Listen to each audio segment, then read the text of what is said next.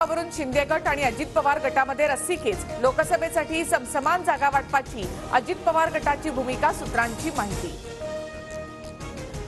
महायुतीमध्ये समान जागांचं वाटप व्हावं, जितक्या जागा शिंदेना तितक्याच आम्हाला देखील हव्यात। अजित पवार गटाचे मंत्री छगन भुजबळ यांची मागणी।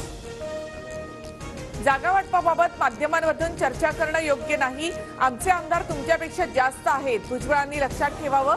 शंभूराज देसाईंचा भुजबळांवर पलटवार। भांडा सौख्य भरे, जागा वाटपातील रस्सीखेचीनंतर विजय वडेट्टीवारांची शिंदे गटासह अजित पवार गटावर टीका।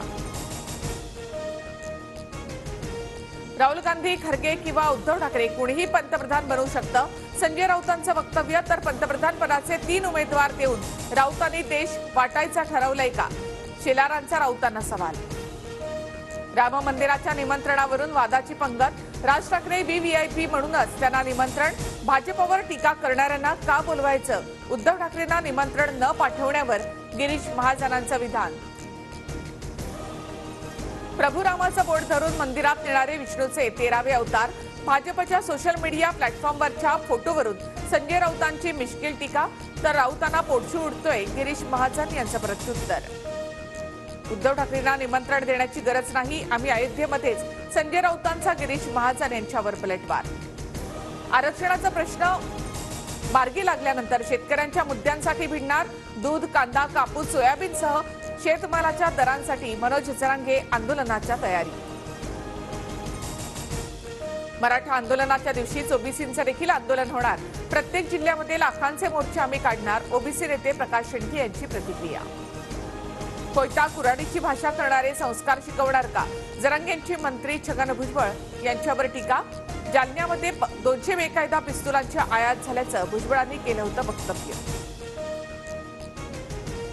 अंतरवाली सराटीमधून मनोज जरांगे मुंबईच्या दिशेनं पायी निघणार, 20 तारखेपासून सुरुवात। तर जरांगे मुंबईत येण्याआधीच निर्णय होणार, मंत्री गिरीश महाजन यांचं आश्वासन।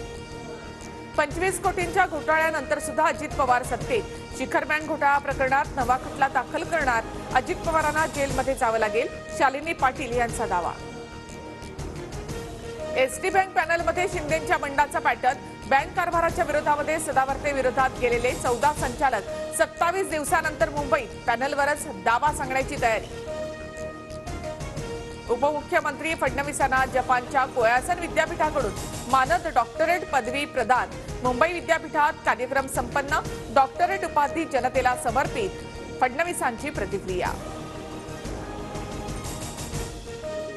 भाजपच्या अंतर्गत सर्व्हेमध्ये नांदेड लोकसभेत पराभवाचा रिपोर्ट, म्हणून मी भाजपमध्ये प्रवेश करण्याच्या वावड्या उठवून संभ्रम पसरवण्याचा डाव, भाजपच्या दाव्यांवर अशोक चव्हाणांचं उत्तर।